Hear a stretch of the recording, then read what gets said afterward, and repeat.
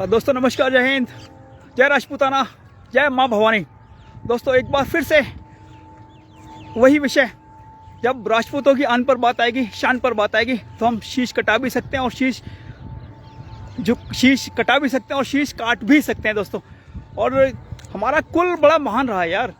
हमें किसी भी, मेरा नाम राजीव आज़ाद है, आप हमें इस समय देख रहे हैं ऐतिहासिक नगरी आगरा से, जहाँ से रामजी लाल सुमन एक वरिष्ठ नेता है। मैं गलत शब्द इस्तेमाल नहीं करना चाहता, उनके लिए गाली गलौज नहीं करना चाहता। एक वरिष्ठ नेता है, समाजवादी पार्टी के केंद्रीय मंत्री भी रहे हैं, एमएलए भी रहे हैं, एमपी भी रहे हैं।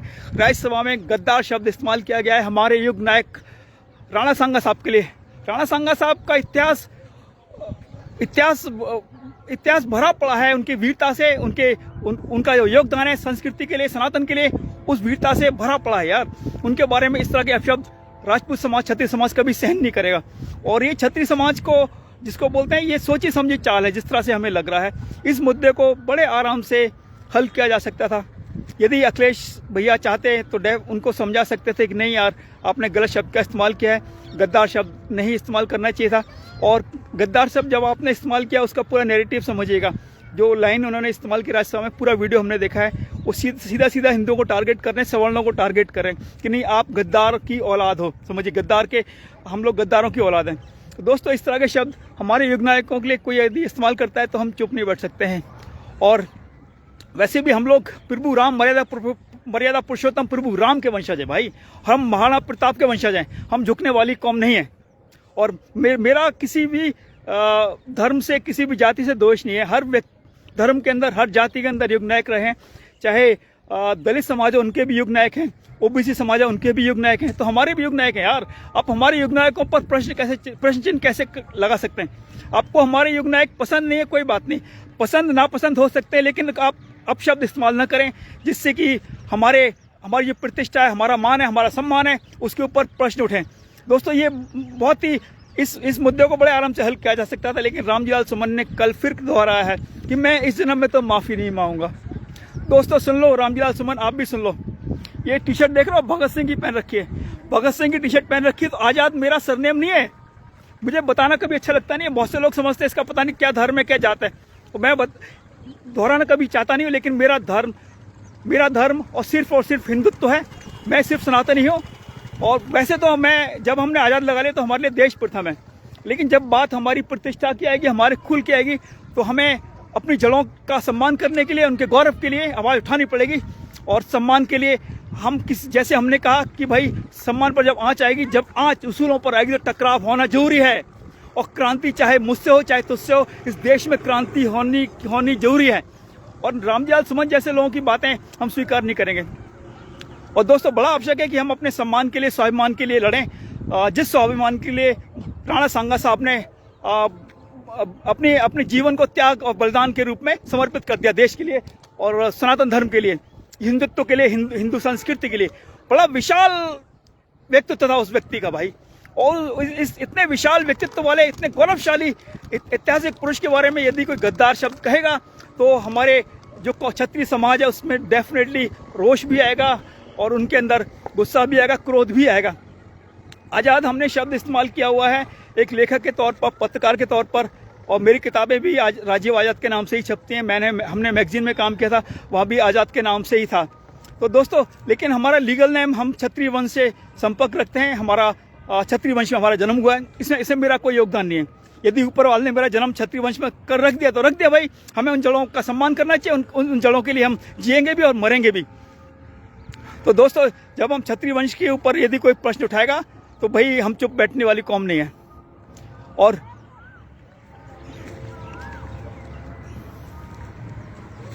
द्वंद्व कहाँ तक पाला जाए और युद्ध कहाँ तक टाला जाए, तू भी है राणा का वंशज, देख फेंक जहाँ तक भाला जाए। तो दोस्तों हम तो उन राणा प्रताप के वंशज हैं भाई, प्रभु मर्यादा पुरुषोत्तम प्रभु राम के वंशज हैं। हम झुकने वाली कौम नहीं रहे हैं भाई। इतिहास गवाह है, हमने जब हिंदू संस्कृति के ऊपर प्रश्न उठे हैं, जब हिंदू संस्कृति को बर्बाद करने के लिए प्रयास किया गया है, हमारी कौम ने बलिदान दिया है, त्याग दिया है।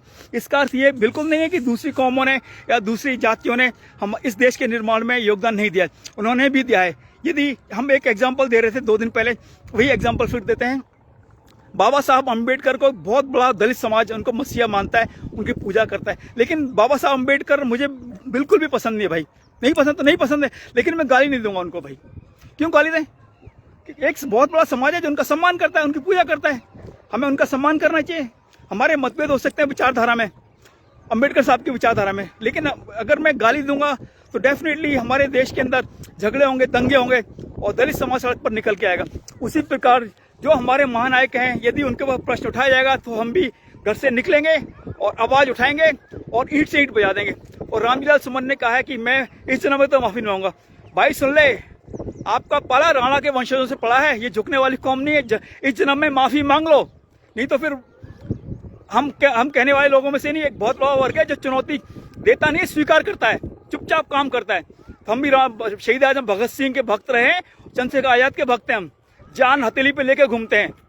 कभी ये कौम बहुत महान है और क्षत्रिय वंश में अगर जन्म हो गया तो इसमें मेरा कोई योगदान नहीं है, हो गया तो हो गया भैया, लेकिन हम अपनी कौम पे गर्व करते हैं। हमारी कौम पर अगर बात आएगी तो हम हथियार उठा भी सकते हैं, हथियार चला भी सकते हैं, शीश काट भी सकते हैं, शीश कटवा भी सकते हैं।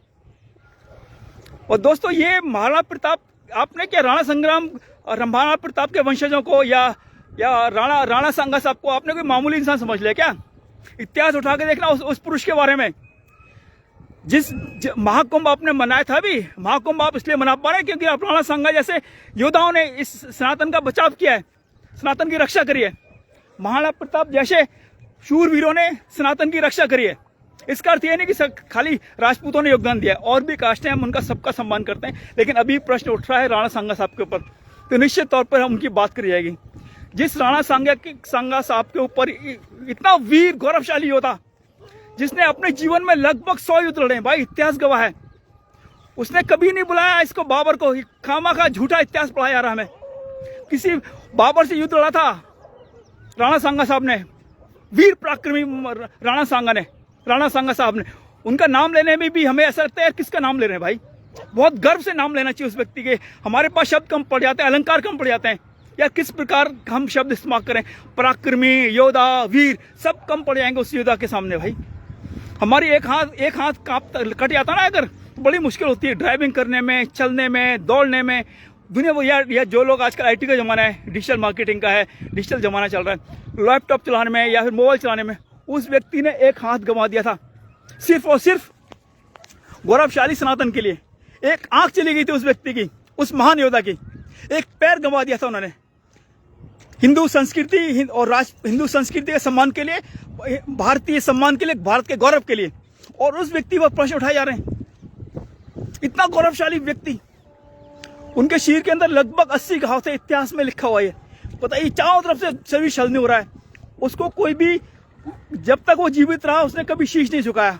इसीलिए कहा जाता है मेवाड़ का इतिहास सबसे सर्वश्रेष्ठ है, सबसे महान है।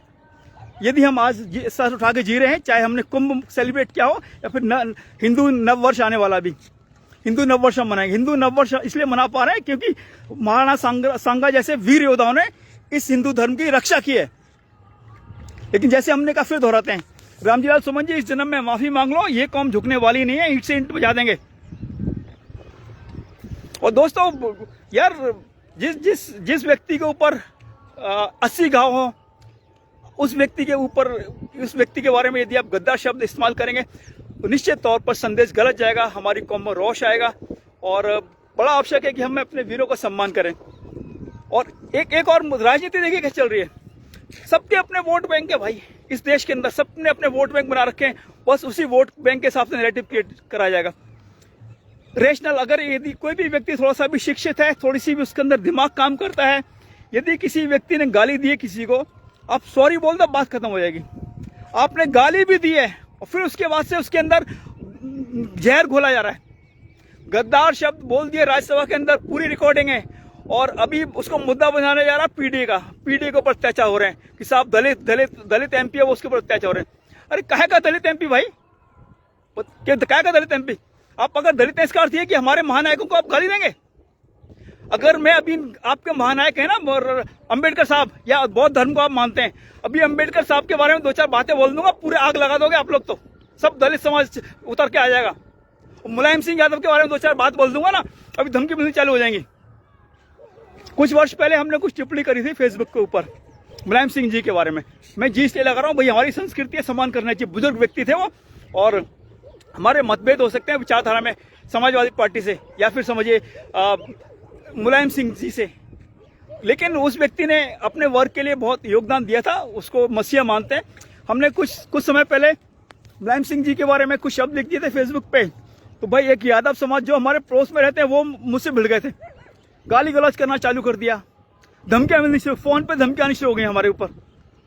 तो भाई जब आपके मसीहा मसीहा और हमारे मसीहा नहीं है, उनका सम्मान भी नहीं होगा, तो ये नहीं चलेगा भाई, ये दोहरी नीति नहीं चलेगी। दलित, अब उनको दलित पे अत्याचार हो रहा है, उनके घर पे जाके यदि हमारे शूरवीरों ने, हमारे योद्धाओं ने, राणा संग्राम के चाहने वालों ने और राणा संगा के चाहने वालों ने, राजपूत समाज ने यदि उनके घर पर जाकर आंदोलन करने का प्रयास किया था तो उनके सम्मान के लिए किया था, और वो कौम उस कौम को कोई बचा नहीं सकता जो अपने योद्धाओं का सम्मान न कर सके। तो भाई हम तो अपने योद्धाओं का सम्मान करेंगे, घर से भी निकलेंगे और हड़ताल भी करेंगे, और आपको इसी जन्म में माफी मांगनी पड़ेगी। रामजीलाल सुमन सुन लो। और दोस्तों एक शब्द है मर्सी, MERCY, मर्सी। मर्सी का अर्थ होता है दया, और आपने सुना होगा मर्सी पिटीशन दायर की जाती है सुप्रीम कोर्ट में। जब किसी भी कैदी को या किसी भी अत्याचारी को सजा सुनाई जाती है लोअर कोर्ट से, फिर हाई कोर्ट, फिर सुप्रीम कोर्ट, उसके बाद भी यदि उसको फांसी की सजा दी गई है और या फिर समझिए मृत्युदंड दिया गया है, तो मर्सी पिटीशन वर्ड यूज किया था, मर्सी, MERCY, मर्सी। भाई ये जो वीर लोग होते हैं या करेजियस लोग होते हैं, महान लोग, उनका ये बड़ा इंपॉर्टेंट कैरेक्टर होता है मर्सी, दया दिखाना। हमने दया दिखा दी। लेकिन इस्लामिक जो जितने भी इस्लामिक रेडर्स थे ना, जो आक्रांत थे, उनके अंदर मर्सी बिल्कुल नहीं थी भाई। उदाहरण ये कनेक्ट कर रहा हूं मैं, राणा संगा की साहब की बात हो रही है, वीर पराक्रमी राणा संगा की बात हो रही है, फिर हमें ये मर्सी वर्ड क्यों लेके आ गया, क्योंकि बताना जरूरी है। पृथ्वीराज चौहान ने मोहम्मद गौरी को धूल चटाई थी, इतिहास में दर्ज है, लेकिन जैसे ही मोहम्मद गौरी को धूल चटाई थी, मोहम्मद गौरी को छोड़ दिया जाता था बार बार माफी देकर। लेकिन जब मोहम्मद गौरी ने पृथ्वीराज चौहान को हराया, उसने आंखें फोड़ दी। देखिए, समझिए, अगर दया दिखाई नहीं होती पृथ्वीराज चौहान ने, तो डेफिनेटली इस समय भारत की रूपरेखा ही अलग होती, ज्योग्राफी ही अलग होती। हम हिंदुत्व के अंदर या हिंदुओं के अंदर मर्सी बहुत है भाई, हम दया दिखाते हैं, लेकिन ऐसे दुश्मन पर दया ना दिखाएं जो दुश्मन कपटी हो, जो सिर्फ आपको मारने के लिए जीवित हो, जिसके अंदर आपके प्रति द्वेष भावना नहीं, यार मैं इसको छोड़ूंगा नहीं। मोहम्मद गौरी को छोड़ दिया था, मर्सी दिखाई। उसके बाद जब मोहम्मद गौरी का समय आया, मोहम्मद गौरी ने पृथ्वीराज चौहान को हराया, युद्ध में वो हार गए। उसके बाद वो बंदी बनाकर लेके चले गए अफगानिस्तान में, उनकी दोनों आंखें फोड़ दी गई। अब बताता हूँ बात कहाँ पर है। शब्द भेदी बाण के अंदर पारंगत थे पृथ्वीराज चौहान।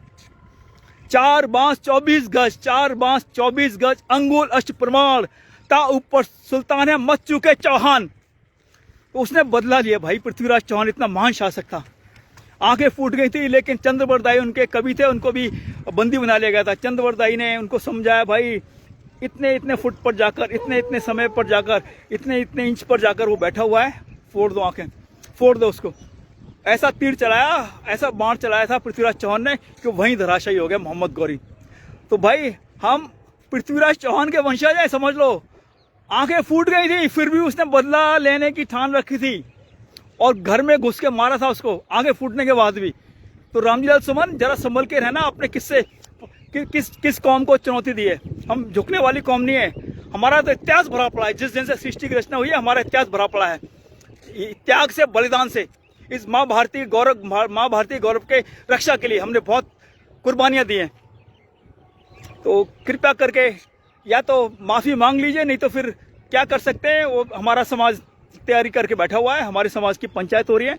लेकिन हम अपने गौरवशाली पुरुष महाराणा संग्राम के लिए जो शब्द इस्तेमाल किए गए हैं राज्यसभा के अंदर, उन शब्दों के लिए माफी तो मांगनी ही पड़ेगी आपको। और ये कांग्रेस, समाजवादी पार्टी, ये एक अलग ही नैरेटिव क्रिएट कर रहे हैं। दलित बनाम सवर्ण कर दो इसको। भाई दलितों से हमारा कोई दोष थोड़ी है यार, हमें दलितों से कोई दुश्मनी थोड़ी है। अब भी हमारे भाई हैं, चाहे किसी भी जाति का, आप हमारे भाई हैं भाई। अगर हमारा जन्म सवर्ण जाति में हो गया तो इसमें हमारा कोई योगदान नहीं है। हो गया तो हो गया, भाई ब्राह्मण है तो ब्राह्मण है, क्या करोगे आप। हमें छत्री बोला था, छत्री कुल में जन्म हो गया तो हो गया, लेकिन इसका अर्थ ये नहीं कि हम आपको दबाएंगे या हम आपको कुछ लेंगे। वो युग अलग था, हमारे पूर्वजों ने कुछ आपके ऊपर अत्याचार किए होंगे, लेकिन नई पीढ़ी कभी भी नहीं चाहती कि हम आपके साथ गलत बोलें या गलत व्यवहार करें।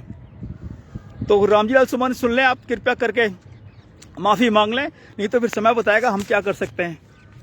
और वैसे भी हमारे ऐसे बहुत लोग हैं क्षत्रिय समाज में, हमारे ऐसे बहुत से युवा हैं और हमारे ऐसे बहुत से पुरुष हैं जो जान हथेली पर लेकर घूमते हैं, परवाह नहीं है। हम इस देश के लिए जीते हैं, देश के लिए मरते हैं, और जब जब बात हमारे सनातन पर आएगी तो हम झुकने वाली कौम नहीं है। दोस्तों खुश रहें, आबाद रहें, और धुंध कहाँ तक पहला जाए और युद्ध कहाँ तक टहला जाए, तू भी है राणा का वंशज, फेंक जहाँ तक भाला जाए। और वही बात, 4 बांस 24 गज अंगुलष्ट प्रमाण, ता ऊपर सुल्तान है मत चूके चौहान। अरे हम झुकने वाले थोड़ी हैं भाई, इतनी जल्दी झुके तो फिर वो कौम ही किस बात की है? हमें जब इतनी हमें पीढ़ियां नहीं झुका पाई, मुगल नहीं झुका पाए, हमें ये आक्रांता नहीं झुका पाए, तो ये रामजी लाल सुमन झुकाएगा हमें? दोस्तों खुश रहें, आबाद रहें, जय हिंद।